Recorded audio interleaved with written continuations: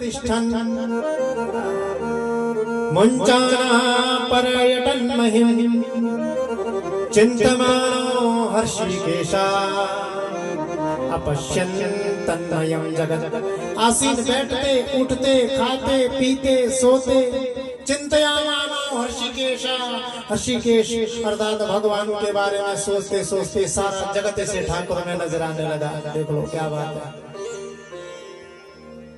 कंसात चाहे भय से चाहे द्वेष, द्वेष से ही भगवान का भजन कर रहा है, लेकिन कर रहा है हर जगह उसको भगवान ही दिख रहे हैं। जब देवताओं ने देखा कि भगवान अष्टम गर्भ में आ गए, तब सबने भगवान की स्तुति करना शुरू कर दी। स्वागतम कृष्णा शरणागतम कृष्णा, स्वागतम कृष्णा शरणागतम कृष्णा, स्वागतम सुस्वागतम शरणागतम कृष्णा, स्वागतम सुस्वागतम शरणागतम कृष्णा, स्वागतम कृष्णा शरणागतम कृष्णा, स्वागतम कृष्णा शरणागतम कृष्णा, सत्यव्रतं सत्यपरं त्रिसत्यं सत्यस्य योनि निहितं च सत्ये, सत्यस्य सत्यामृत सत्यनेत्रं सत्यात्मकं त्वां शरणं प्रपन्ना, स्वागतं कृष्णा शरणागतं कृष्णा, स्वागतं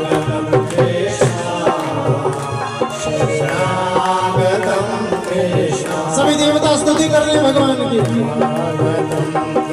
स्तुति करते करते नारद जी ने कंस को डराया था कि काला काला होगा, मुरली वाला होगा। कंस की नींद हराम हो गई। काली चीज देखता है सोई घबराता। 20,000 सैनिक बुला लिए सुरक्षा के लिए।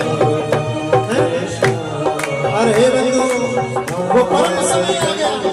कौन सा? भाद्रपद महीना, कृष्ण पक्ष, अष्टमी तिथि, बुधवार, रोहिणी नक्षत्र और रात्रि के ठीक 12 बजे देवकी और वसुदेव के सामने आज मेरे गोविंद का प्राकट्य हो गया। बोलो गोविंद भगवान की। स्वागतम कृष्णा शरणागतम कृष्णा, तन्मद्बुधं चतुर्भुजं शंख चक्र गदायुधं, अद्भुत बालक शंख चक्र गदा पद्म पीतांबर ओढ़े, वैजयंती माला पीतांबर ओढ़कर मोर मुकुटधारी बंसी वाला आज देवकी वसुदेव के सामने प्रकट हो गया। बोल बालकृष्ण भगवान की जय। जैसे ही प्रकट हुआ अद्भुत बालक देखा कि इतना अद्भुत। अद्भुत क्यों कहा? क्योंकि बच्चे पैदा होते हैं 2 हाथ वाले, ये है 4 हाथ वाला। बच्चे पैदा होते हैं, जन्म लेते हैं, आंखें बंद रखते हैं, और ये क्या है? अम्बुजेक्षणम, कमल के समान आंखों वाला, कमल के जैसी आंखों वाला। बच्चे पैदा होते हैं तो नग्न पैदा होते हैं, और ये पीतांबरम। बच्चे सब खाली हाथ पैदा होते हैं, और ये शंख चक्र गदा युधम, शंख चक्र और गदा पद्म लेकर प्रकट हुए हैं सामने। और जैसे ही सामने आए, आज 10,000 गाय दान करने का वसुदेव जी ने मन ही मन संकल्प लिया। जैसे इस अद्भुत बालक को देखा, हाथ जोड़ दी देवकी वसुदेव ने। भगवान ने कहा देवकी और वसुदेव से कि हे देवकी माँ, हे वसुदेव जी महाराज, वेदितो असि भवान साक्षात् पुरुषा प्रकृते परम केवलानुभावनन्ता स्वरूपा सर्वबुद्धिद्रे। वसुदेव जी ने प्रणाम किया, भाव के साथ भगवान ने कहा कि हे वसुदेव देवकी, पूर्व जन्म में स्वयंभू मनवंतर में देवकी तुम्हारा नाम कृष्ण था, वसुदेव तुम्हारा नाम सुतपा था। 12,000 वर्षों तक तुमने मेरी तपस्या की और इन 12,000 वर्षों तक मैं जब प्रसन्न नहीं हुआ, उसके पश्चात मैं प्रसन्न होकर आया, मेरे जैसा पुत्र मांगा, मैं ही तुम्हारा पुत्र होकर कृष्ण गर्भ हुआ। उसके पश्चात दूसरे जन्म में अदिति कश्यप बनकर तुम आए, मैं बामन रूप में आया। तीसरे जन्म में अब वसुदेव और देवकी रूप में तुम आए हो और इस जन्म में तुम्हारा बालक होकर मैं प्रकट हुआ हूँ। इसलिए जब मैं एक बालक रूप में आ जाऊं, मुझे तुम हे वसुदेव जी महाराज, आप मुझे जब मैं शिशु बन जाऊं, बालक बन जाऊं, मुझे तुम नंद बाबा के यहाँ गोकुल में छोड़ाना। वहां पर योग माया का मेरी माया से जन्म हुआ होगा, अवतार ग्रहण कर रखा होगा। उस कन्या को तुम माँ यशोदा के अंक से उठा कर ले आना। यहाँ पर मेरी माया के प्रभाव से ना तो कोई ये जान पाएगा कि तुम कारागृह से बाहर गए थे और ना ही कोई ये जान पाएगा कि तुमने बालकों का परिवर्तन किया, बच्चों का परिवर्तन किया था। बोलो गोविंद भगवान के। उधर भगवान की ही प्रेरणा से यशोदा माँ के गर्भ से भी योग माया का जन्म हुआ। छोटे से बालक कृष्ण को सूप में लिटा कर ले जाने लगे तो योग माया के कारण सारे द्वारपाल सो गए। दरवाजे पे अपने आप खुल गए, पैरों के बंधन अपने आप खुल गए। काम, क्रोध, लोभ, मोह, ईर्ष्या, द्वेष, छल, कपट, यही तो बंधन है। जब भगवान हमारे सिर पर आते हैं ना, हमारी बुद्धि में आप विराजते हैं, हमारे हृदय में विराजते हैं, तो अपने आप ये सारे बंधन खुल जाते हैं। बादलों ने सोचा कि भगवान का स्वागत कैसे करें हम, हमारे पास तो केवल जल ही जल है। पत्रम पुष्पम फलम तोयम, भगवान का ये वचन याद आया तो हल्की हल्की बारिश करने लगे। शेष भगवान ने सोचा कि इन बादलों को बारिश की लगी है, नन्हे से मेरे प्रभु कहीं जुकाम वगैरह हो गया तो फिर संकट में पड़ जाएगा, खांसी जुकाम ना हो जाएगा भगवान को। तो बड़े भाव के साथ अपने शस्त्र भनों से छत्र छाया कर रहे हैं। आगे आगे वसुदेव चल रहे हैं, पीछे पीछे शेषनाग चल रहे हैं। हल्की हल्की बारिश हो रही है और ऐसा वर्णन आता है भगवान में कि उस भाद्रपद के महीने में चारों ओर पुष्प खिल गए, हल्की हल्की बूंदाबांदी बारिश होने लगी, नदियों का जल साफ हो गया, स्वच्छ हो गया, निर्मल हो गया, वृक्षों पर फल आ गए, कुशा दुर्वा, ये जो घास है ये अपने संपूर्ण यौवन पे आ गए, खिल उठी माना। सारे वृक्ष पत्ते भगवान का स्वागत करने के लिए आतुर हो गए। भाव के साथ आगे आगे लेकर चल रहे हैं। जमुना जी का दर्शन हुआ, भाव के साथ जमुना जी ने भी रास्ता प्रदान किया। गोकुल में पहुंचे, ब्रज में पहुंचे, भाव के साथ वहां पर माँ यशोदा के अंक पर योग माया बालिका रूप में प्रकट हुई थी। उस बालिका को उठाया और छोटे से उस लल्ला को माँ यशोदा के उस आंगन में माँ यशोदा के उस पलंग पे लिटा दिया। योग माया को अपने सिर पर रखा। ऐसा वर्णन आता है भागवत जी में। और सुखदेव महाप्रभु कहते हैं, परीक्षित योग माया के प्रभाव से अति परिश्रांत होकर थक गई थी माँ यशोदा। और योग माया का भी ऐसा प्रभाव था कि यशोदा मैया को ये तो पता था कि कुछ हुआ है, लेकिन मैया यशोदा को ये पता नहीं था कि बेटा हुआ है कि बेटी हुई है। योग माया का इतना प्रभाव था, इतनी नींद आ रही थी माँ यशोदा को, थक भी गई थी प्रसूति का कष्ट के कारण। अब सोचने लगी बेटा हो कि बेटी, अब तो सुबह ही देखेंगे, महाराज सो जाओ। बोलो गोविंद भगवान के। योग माया को अपने सिर पर उठाया, वापस चल पड़े मथुरा के ओर। कारागृह में प्रवेश किया। कारागृह में प्रवेश किया। प्रवेश करते ही बेड़ियां पैरों में लग गई, दरवाजे अपने आप बंद हो गए। योग माया को जैसे सिर पर से नीचे उतारा, जोर से वो बालिका चिल्लाई, रोने लगी और रोते ही द्वारपाल भी जगे और द्वारपालों ने सोचना कंस को प्रदान करे। कंस को जैसे पता लगा कि आपके जो 8वां गर्भ आपको मारने वाला है, देवकी नष्ट पुत्र को जन्म दे दिया है, भागा भागा कंस आया, कारागृह में प्रवेश किया और उस पुत्री को, उस कन्या को अपनी बहन के हाथ से छुड़ाने लगा। बहन कहती है, यहाँ पर बड़ा मार्मिक संवाद है महाराज भागवत जी में, समय नहीं है, अवश्य सुनाते आपको। भाई और बहन का बड़ा दिव्य संवाद है, यहाँ पर रुला देने वाला संवाद है, ऐसा संवाद हालांकि है थोड़े ही, लेकिन यदि उन शब्दों को समझा जाए तो माता देवकी ने कैसे शब्द कहे अपने भाई भाई के भैया छोड़ दो, ये बालिका है, आपका तो कहा था कि आपका पुत्र मारेगा, भैया ये छोटी सी बालिका है, कन्या है, इसको छोड़ दो। कंस कहता है नहीं, देवताओं का कोई भरोसा नहीं, ये कुछ भी कर सकते हैं। तो आज इस कंस ने देवकी के हाथों से उस कन्या को छुड़ाया, कन्या को छुड़ाकर दोनों हाथों से ऐसे उसके पैर पकड़े और अपने सिर के ऊपर से ऐसे घुमाया और घुमाकर पत्थर पर पटकने ही वाला था तो हाथों से छिटक कर आकाश में अष्टभुजी रूप में जगदम्बा मैया के रूप में प्रकट हो गई। बोलो जगदम्बा मैया प्रकट हो गई और प्रकट होकर कहा के किम मया हतया मंदा, अरे मंद बुद्धि का कि मुझे मारकर है मंद बुद्धि, तुझे क्या मिलेगा। जाता खलो तो करे, अरे तेरा अंत करने वाला जो है वो तो कहीं मथुरा मंडल में और जगह पैदा हो गया है।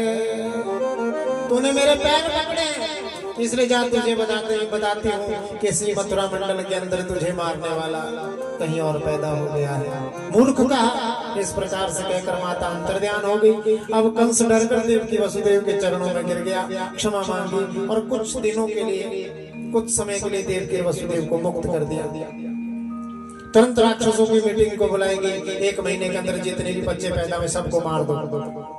आज ये कंस पागल हो गया, छोटे छोटे बच्चों को मारने के लिए। आज इसने एक पूतना नाम की राक्षसी को भेजा और हे परीक्षित के विप्रागावश्च वेदाश्च तपः सत्यम दमं क्षमा श्रद्धा दया तितिक्षा च क्रतवश्च हरिस्तनु। ये विप्र, ब्राह्मण, वेद, तपस्या, सत्य, इंद्रियों का दमन, मनोनिग्रह, श्रद्धा, दया, तितिक्षा और यज्ञ, जो यज्ञ हो रहा है ये सब साक्षात भगवान के शरीर है। ये भगवान की मूर्ति है जो वेदों पर प्रहार करते हैं, जो गौ और ब्राह्मण पर अत्याचार करते हैं, जो तपस्वियों को सताते हैं, जो सत्य का आचरण नहीं करते, जिनके हृदय में श्रद्धा नहीं है, जिनके हृदय में दया नहीं है। परीक्षित वो साक्षात हरि के शत्रु हैं। परीक्षित से कहा सुखदेव महाप्रभु ने, परीक्षित जो चाहता है अपने जीवन में अपने संपूर्ण सुकृत नष्ट करवाना चाहता है, जो अपने आप को बर्बाद करना चाहता है, जो अपने कुल को नष्ट करवाना चाहता है, केवल एक ही चीज काफी है। क्या? के आयु श्रियम यशो धर्म लोकानाशीष एव च हन्ति श्रेयांसि सर्वाणि पंसो महदति विक्रमः। अपने से बड़े का, अपने से ज्येष्ठ का, ब्राह्मण का, गौ का अतिक्रमण कर दे, उनको अपमानित कर दे, उसे किसी और दंड की आवश्यकता नहीं, संपूर्ण विनाश हो जाएगा। इधर तो इसने पूतना नाम की राक्षसी को बेधा और उधर नंद बाबा के आंगन में जैसे नंद बाबा को पता चला, यशोदा मैया को पता चला कि उनके घर में एक बालक उत्पन्न हुआ है, तो भाव के साथ नंद घर में बधाइयां बजने लगी। अब श्रीमद् भागवत महापुराण में 18 श्लोकों में नंद उत्सव गाया गया है। नंदोत्सव गाया गया कितने श्लोकों में? 18 श्लोकों में। तो वो नंदोत्सव हम कब करेंगे? कल नंदोत्सव होगा कल। और भाव के साथ नंद बाबा को ये भी पता लग चुका है कि छोटे से बाल गोपाल का जन्म एक इतनी बड़ी आयु में हम दोनों के हुआ है।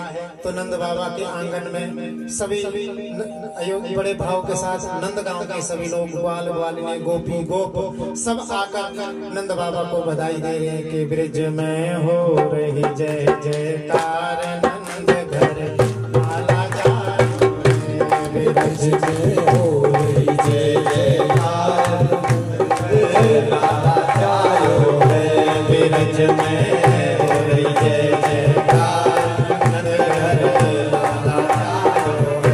लाला जायो है, यशोदा ने लाला जायो है, ओ लाला जायो है, यशोदा ने लाला जायो है, ब्रिज में जय जयकार, नंद घर लाला जायो है, ब्रिज में जय जयकार, नंद घर लाला जायो। आओ के साथ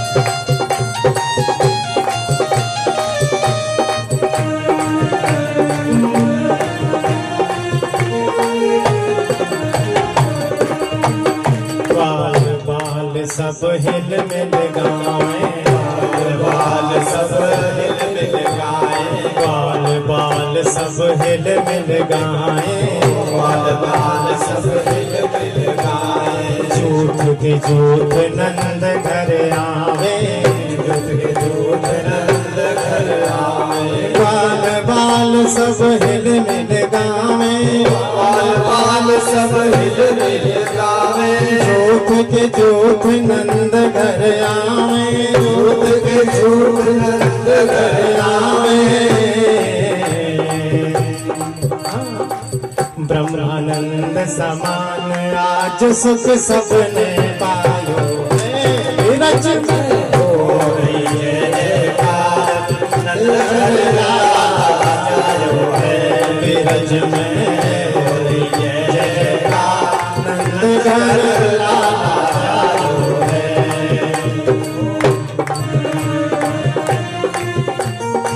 हरि बोल।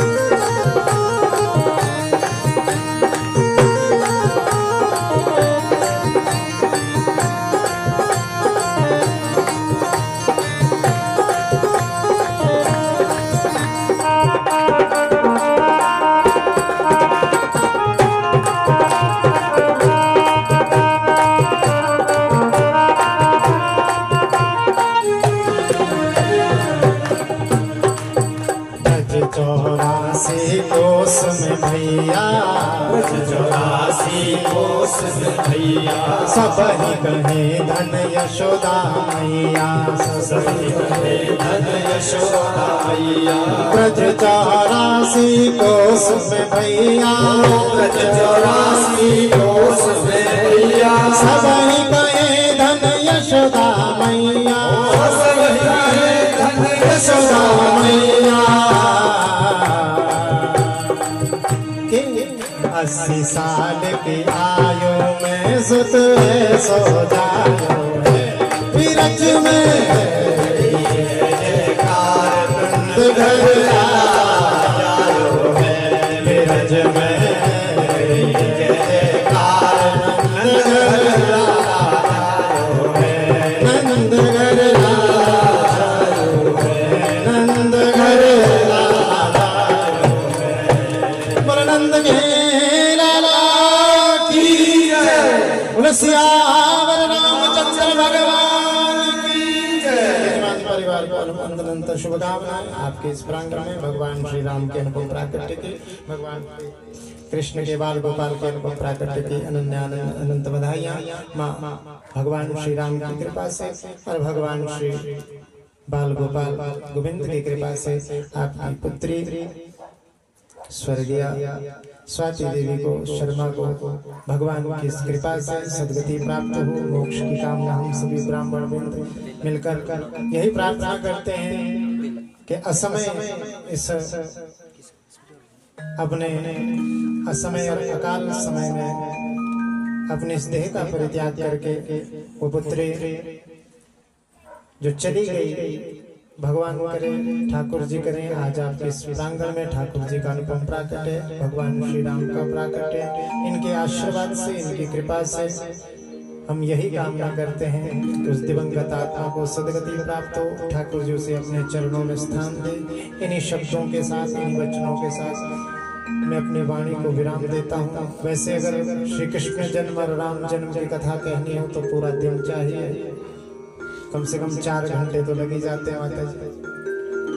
तो हमने आज गाड़ी अपनी ऐसे चला रखी थी जैसे राजधानी एक्सप्रेस हो। ईशान जी भी मेरी तरफ बार बार देख रहे थे कि भाई जी टाइम हो गया। कुछ माताएं बहनें भी किनारे किनारे से मेरे को ऐसे घूर के देख रही, बहुत सड़े होने आए हैं, बंद करें। तो हमने तो पहले दिन माता जी को बोल दिया था कि भाई चौथे दिन की कोई गारंटी नहीं, ये तो शुक्र करो आज हमने 4 बजे को कर ही दिया सब, नहीं तो चौथे दिन तो हम हमारा 4:30 भी कर देते हैं कई बार। एक ही दिन की चिंता है, बाकी दिन तो हम ठीक 3:30 बजे ठीक 1 बजे शुरू कर देते हैं, 3:30 बजे समाप्त कर देते हैं। चौथे दिन तो महाराज जिसने आना वो बंद के आए, गाय भी बाने आवे भीतरी। बोलो गोविंद भगवान की। तो भाव के साथ इतना ही कहते हुए अपनी वाणी को विराम देता हूँ। अब आरती होगी, भाव के साथ एक एक करके आप सबने आशीर्वाद देने आना। पहले ठाकुर जी के पास, फिर यहाँ व्यासपीठ से आपने आशीर्वाद लेने आना।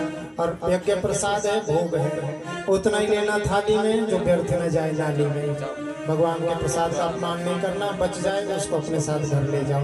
बोलो गोविंद भगवान की जय, सियावर रामचंद्र भगवान की जय, श्रीमद् भागवत महापुराण की जय, नंद के लाला की जय। जय जय श्री राधे श्याम। ओम हरि ओम हमर जो जुगदामानस्य विहस्तिजिं दुष्ट विजयं संददातु। ओम भूर्भुवस्वजलमलिनीं पूजार्थं गन्धमक्षतान् पुष्पं समर्पयामि। नमो नमः। ज्वालाकरालमत्युग्रमशेषासनसूदनं त्रिशूलं पातु नो भीतिर्भद्रकाली। नमोऽस्तुते महानिराजनम्। ओम चंद्रमा मनसो